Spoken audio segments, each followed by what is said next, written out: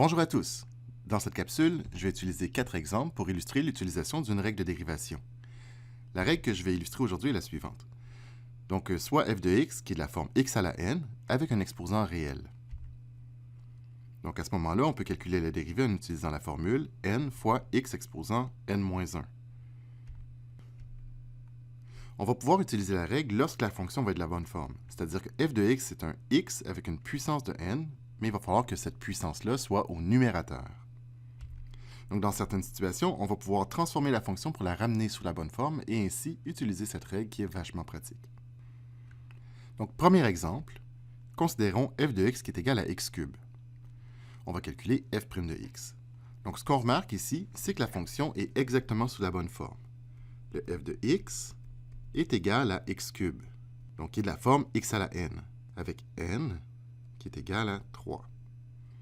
Donc, ce qu'on a noté précédemment, c'est quand on avait une dérivation de x à la n, on prend l'exposant n, on le met à l'avant, exposant n-1. Donc, dans ce contexte-ci, si je dérive x cube, le n étant égal à 3, ça nous donne 3x exposant 3 moins 1, ou encore 3x au carré.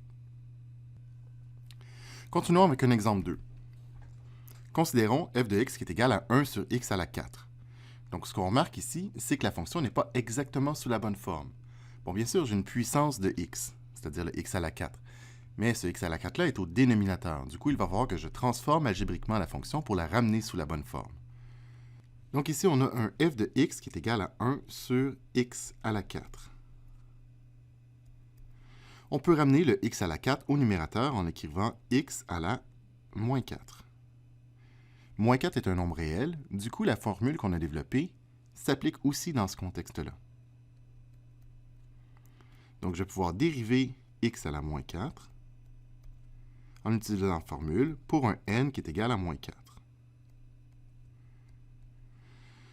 Donc, je prends le moins 4, je le mets à l'avant, x à la moins 4 moins 1, ou encore moins 4, x à la moins 5. On peut retransformer cette équation en l'écrivant moins 4 sur x à la 5. C'est la dérivée de la fonction 1 sur x à la 4. Troisième exemple. On peut travailler également avec des exposants fractionnaires, donc x à la 3/2 par exemple. Ici, la fonction est bien sous la bonne forme, c'est une puissance de x avec la puissance au numérateur. Donc, on va appliquer la dérivée x à la 3/2. On va pouvoir appliquer la formule dont je parlais tantôt en utilisant le n qui est égal à 3/2. Donc, la dérivée de x à la 3/2, c'est 3/2 x exposant 3/2 moins 1.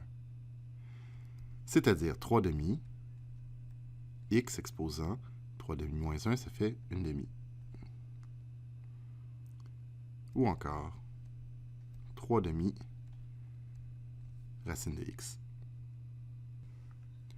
Donc, dernier exemple. Considérons f de x qui est égal à racine de x. On va pouvoir ramener racine de x sous une forme d'exposant.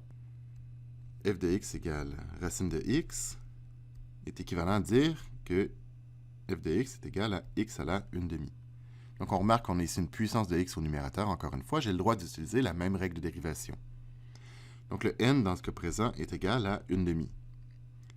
Donc, calculons la dérivée. X à la 1/2, quand on le dérive, on prend l'exposant 1/2, on le met à l'avant.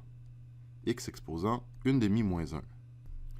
Ou encore 1/2, x exposant moins 1/2. On peut transformer l'expression en l'écrivant sous la forme 1/2 fois 1 sur racine de x ou encore 1 sur 2 racine de x. Donc, ceci complète la capsule que je voulais vous présenter aujourd'hui. On a d'abord énoncé la règle, puis après ça, on a présenté 4 exemples qui illustrent finalement les différentes situations qu'on peut rencontrer lors de l'utilisation de cette règle de dérivation. Merci pour l'écoute.